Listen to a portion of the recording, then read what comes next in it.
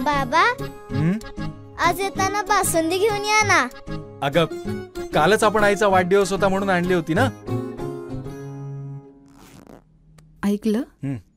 गोकुळची बासुंदी पुन्हा खावीशी वाटतेय. खरं सांगू, मलाही खावीशी वाटतीये. पुन्हा पुन्हा खावीशी वाटणारी गोकुळ बासुंदी. या दिवसात नागरिकांना मिळणार मोफत notary. Advocate Yogesh Salunkhe.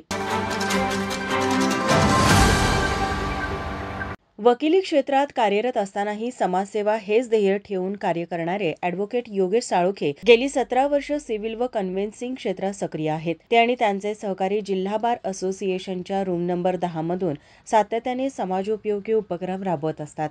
Corona महामारी, महापूर आणि इतर नैसर्गिक आपत्तींमध्येही ॲडव्होकेट साळुंखे आणि त्यांच्या टीमने गरजूंच्या मदतीसाठी पुढाकार घेतला असल्याची माहिती ॲडव्होकेट साळुंखे यांनी दिली आहे. कोल्हापूरमध्ये मुंबई उच्च न्यायालयाचं सर्किट बेंच सुरू होत असून या बेंचचं उद्घाटन उद्या सरन्यायाधीश भूषण गवई यांच्या हस्ते होणार आहे. अनेक वर्षांच्या प्रयत्नांचं हे फलित कोल्हापूर व परिसरातील नागरिक, वकील आणि सामाजिक संस्थांना मिळालं आहे. या ऐतिहासिक क्षणाचा आनंद साजरा करण्यासाठी ॲडव्होकेट योगेश साळुंखे यांनी एक अनोखा उपक्रम राबवण्याचा निर्णय घेतला आहे. 18, 19 आणि 20 ऑगस्ट या तारखांना ते नागरिकांना मोफत नोटरी सेवा देणार आहेत. 100 ते 500 रुपयापर्यंतच्या नोटरीचं काम या 3 दिवसात मोफत देणार असल्याची माहिती देताना ते म्हणाले, नमस्कार, मी योगेश रामचंद्र साळुंखे, ॲडव्होकेट आणि नोटरी. मी आपल्याला सांगण्यात आनंद होतोय की कोल्हापुरात मुंबई उच्च न्यायालयाचं खंडपीठ सर्किट बेंच दिनांक 18 ऑगस्ट पासून म्हणजे सोमवारपासून सुरू होत आहे. त्याचा उद्घाटन सोहळा उद्या रविवार 17 तारखेला माननीय सरन्यायाधीश भूषण गवई साहेब यांच्या हस्ते कोल्हापूर येथे संपन्न होणार आहे. आपण गेली 43 वर्ष ह्या क्षणाची उत्कंठाने वाट बघत होतो.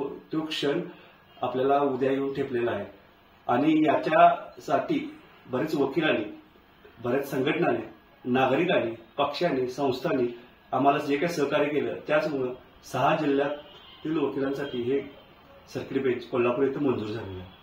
आता प्रत्यक्ष कामकाज 18 तारखेला सुरू होते. तर त्या निमित्तानं मी सोमवार, मंगळवार, बुधवार म्हणजे दिनांक 18, 19 आणि 20 ऑगस्टला माझ्या वतीनं नोटरीचे कामकाज मोफत ठेवलेलं आहे. कोल्हापुरातील जनतेनं जो काय सहकार्य, जे पक्षांनी, संस्थांनी, संघटनांनी जो काय आम्हाला सपोर्ट केला होता आणि हे आंदोलन सुरू ठेवण्यासाठी जी काही मदत केली होती त्या प्रित्यर्थ मी हे 3 दिवस नोटरीचं कामकाज मोफत करणार आहे. तर त्याचा नागरिकांनी, संस्थांनी, संघटनांनी लाभ घ्यावा. याआधी सुद्धा ॲडव्होकेट साळुंखे यांनी अर्जेंटिना वर्ल्ड कप जिंकली होती. त्यावेळीही 2 दिवस नोटरी मोफत ठेवली होती.